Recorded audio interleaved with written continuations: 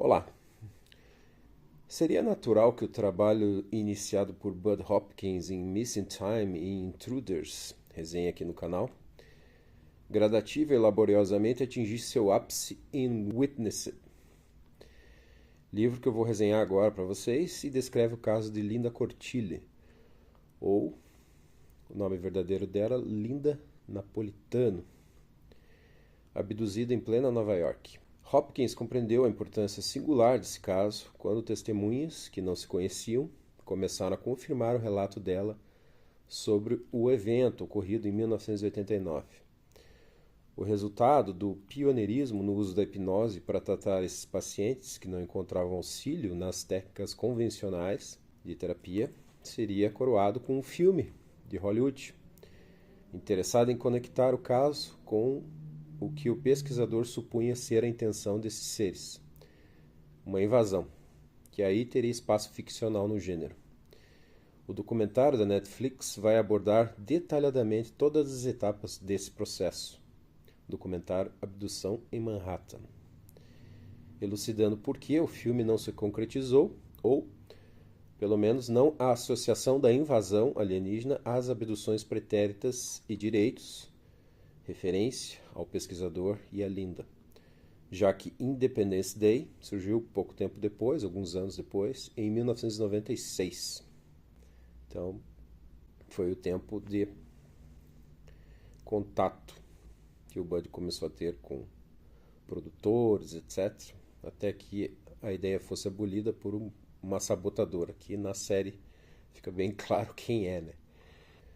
Vale registrar que a Linda processa hoje a Netflix por calúnia, difamação e a detratora também, né, que era a ex-esposa do Bud Hopkins, que aparece na série. Confesso que as acusações dela me pareceram bem inconsistentes. O melhor argumento que ela tem é a comparação da assinatura idêntica do embaixador, que também havia testemunhado o evento em dois documentos, uma carta enviada ao Bud, sugerindo que a precisão da assinatura representaria uma falsificação por perícia grafotécnica. É preciso atentar para o contexto de descrédito que, obviamente, as agências envolvidas queriam dar ao episódio. Enviar uma carta falsificada seria uma isca bastante atraente. Tivemos um episódio recente aqui no Brasil, inclusive numa eleição, né? Ela cita a esposa do Hopkins também, reação diversa emocional da Linda nas sessões de hipnose. Quem trabalha com isso sabe muito bem que as pessoas reagem de modo diverso, né, quanto ao medo. E quem estuda, já viu os filmes da hipnose, acho que consta integralmente, inclusive no YouTube. Há trechos que ela está bem apavorada, tanto quanto os outros lá do grupo do Bud Hopkins que ele formou para autoajuda, né? Então parece bem um trabalho da continuidade do descrédito, né? Para uma mulher, no caso ali, ainda ressentida, um pouco de ciúmes, talvez, né?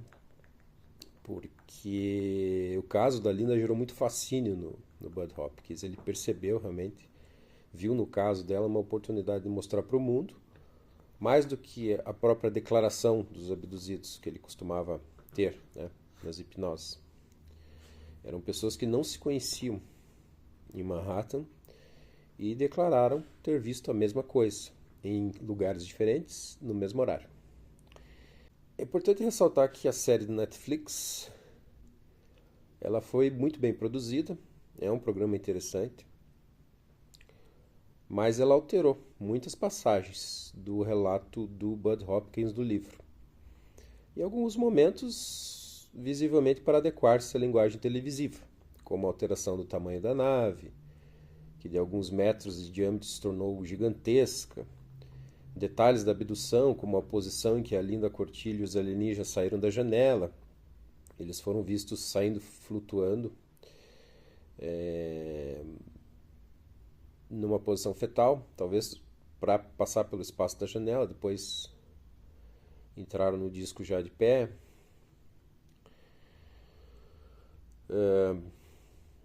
E também o testemunho dos policiais que testemunharam o evento em 89. Algumas alterações de roteiro, na minha opinião, excederam em muito a licença poética. como justamente a visita dos policiais à casa da Linda e o que se seguiu. Na série, ela os recebe e eles demonstram um comportamento um tanto ameaçador. Depois ela receia estar ficando paranoica, com perseguições, é sequestrada. No livro, eles demonstram ambos comportamentos de quem realmente ficou traumatizado com o que viu, alterando todos os seus paradigmas referenciais anteriores, muito repentinamente. E cada um a seu modo, reagindo a um encontro que para eles também era muito necessário. Eu não vou dar spoilers, eu ainda não terminei o livro. Eu sei que o sequestro aconteceu, mas vou ter que avaliar as circunstâncias disso aí, né? Se realmente eles eram policiais ou eram agentes secretos.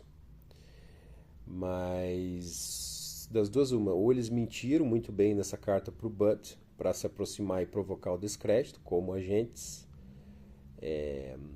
de descrédito, né, do governo americano, das facções obscuras, né, do governo, secretas, ou realmente eles eram policiais que ficaram impressionados com o que viram e não estavam conseguindo lidar emocionalmente com a situação.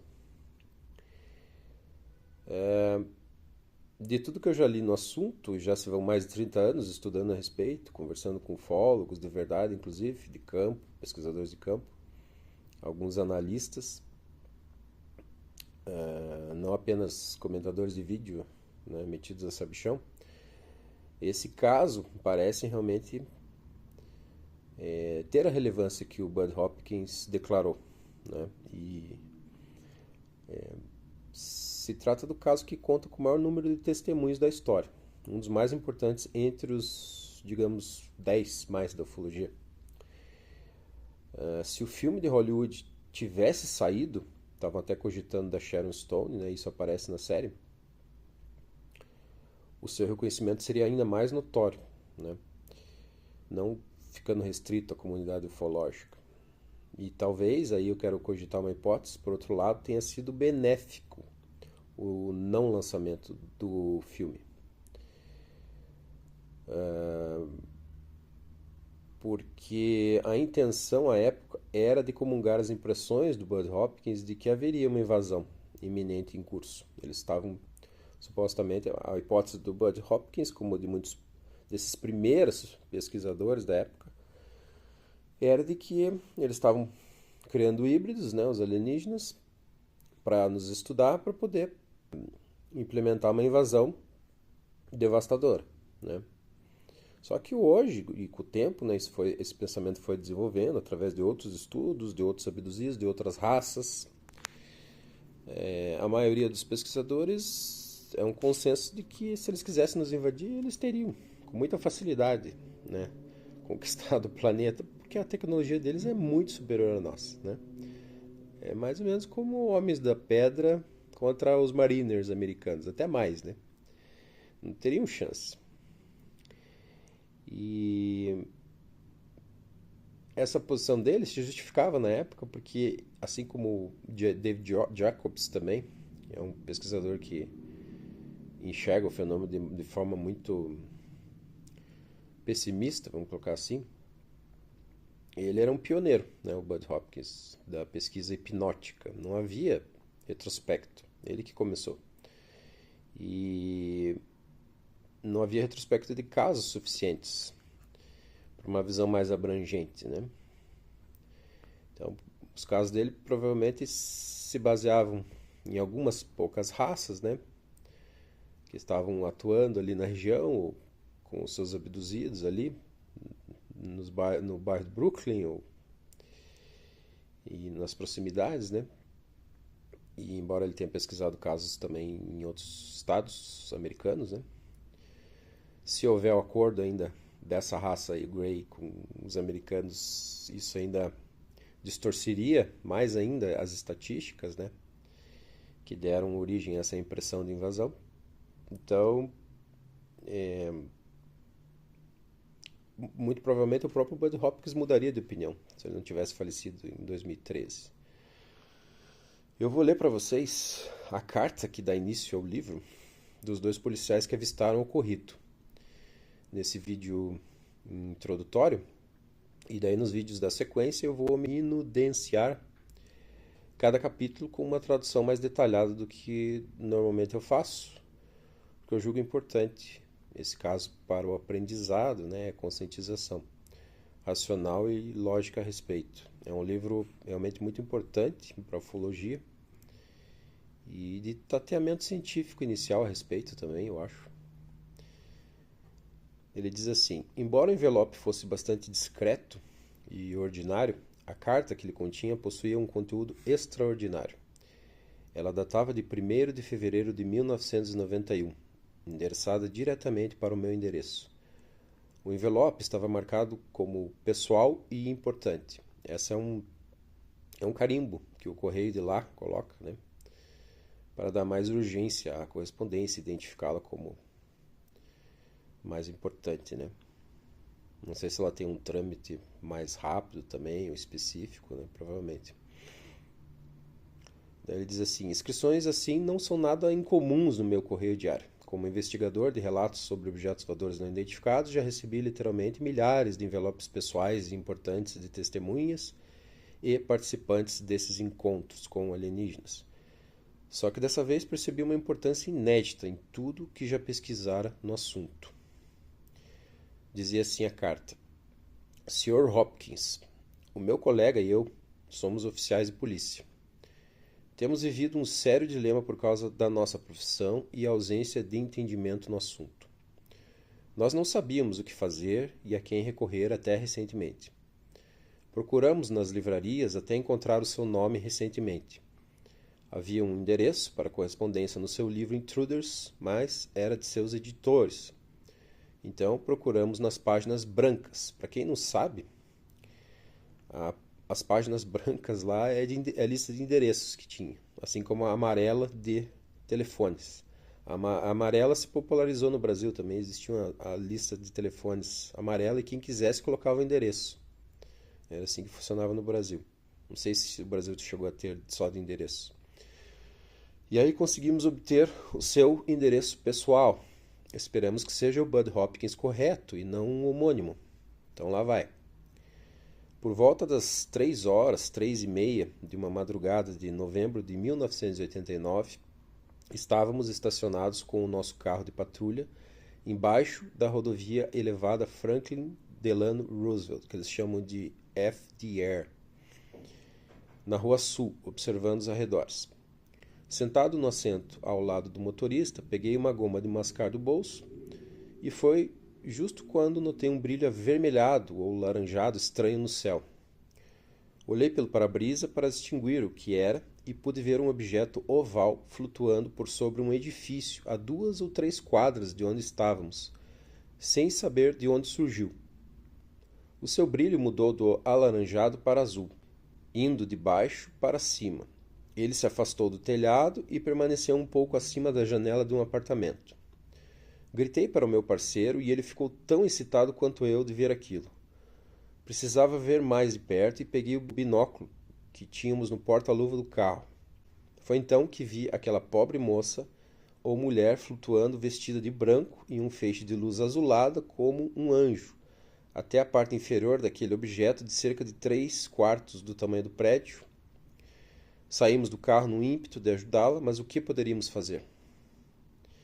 Ela foi escoltada para fora da janela. Não sabíamos se ela estava consciente ou não. Acho que não, porque estava sendo conduzida por 3 horríveis criaturas humanoides pequenas, uma acima dela e 2 abaixo.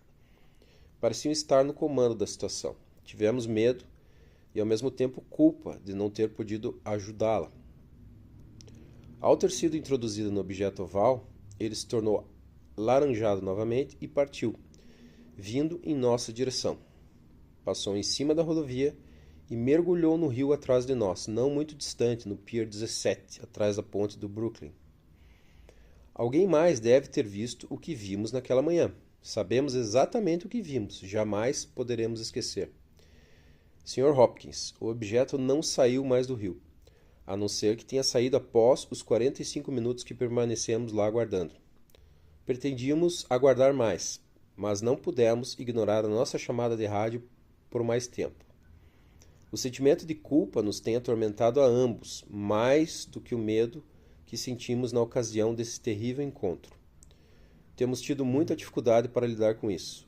O meu parceiro e eu temos discutido se deveríamos procurar a moça por 14 ou 15 meses já. Conhecemos o edifício e a janela pela qual foi retirada. Talvez ela tenha sido fruto de nossa imaginação. Se não foi, estaria bem? É algo que precisamos saber. Nos sentimos um pouco melhores de poder desabafar com alguém sobre esse caso. Desejamos permanecer no anonimato por hora devido ao nosso trabalho. Se decidirmos e conseguirmos contactá-la, e ela decidir manter seu anonimato, também vamos respeitá-la, lhe informaremos a respeito. Agradecendo o ensejo, oficiais Dan e Richard. Aí vocês veem um desenho do Richard, tá? E ele refere que a Linda e as criaturas saíram nessa posição fetal da janela. Daí eles assumiram uma posição normal e subiram até a nave. Aí um desenho da nave, também feita pelo Richard, com a luz brilhante na superfície, né? Em cima. Aqui uma foto do trajeto do disco da nave. Muito provavelmente ele desceu, foi descendo, daí passou por cima, aqui é o lado de trás do prédio. Passou por cima daquela torre, ali na extremidade da flechinha. Aqui uma outra foto, onde dá para ver que a ponte ela é bem larga, ela tem passarelas para pedestres, né, nas extremidades, né, e para carro no meio. E dá para notar que se veja que ali, muito provavelmente essa foto foi tirada de quem está do outro lado, é muito próximo, né? Seria muito fácil a visualização ali. Aquele conjuntinho de prédios ali é onde a Linda morava. Ou mora ainda. Aqui uma outra foto. Um barco passando embaixo. De um outro ângulo, né? Aqui mais uma. Dá pra ver que é bem próxima mesmo a ponte, né? E o local de baixo ali onde é possível ficar observando. Mais uma. E aqui uma foto noturna. A ponte fica toda iluminada, né? Na série consta que houve um apagão na hora. Eu vou verificar no livro se consta esse registro do Bud Hopkins ainda. Não se sabe também se esse apagão teria causa natural, né, ou não. Muito provavelmente, de qualquer maneira, se teve apagão, a cidade estava bem escura, né? Aqui uma foto aérea, dá para notar que a torre do Empire State é bem próxima, né? O conjunto de prédios fica ali à direita da ponte, né? E aqui, na última figura, eu tracei onde mais ou menos os policiais estavam, ali no círculo em verde. Então você nota que é bem próximo, porque o policial narra que a nave veio em direção a eles, passou por cima da ponte, por cima deles e mergulhou no rio, né? Então seria mais ou menos o trajeto ali em laranja, tá? Por hoje ficamos por aqui. Até mais.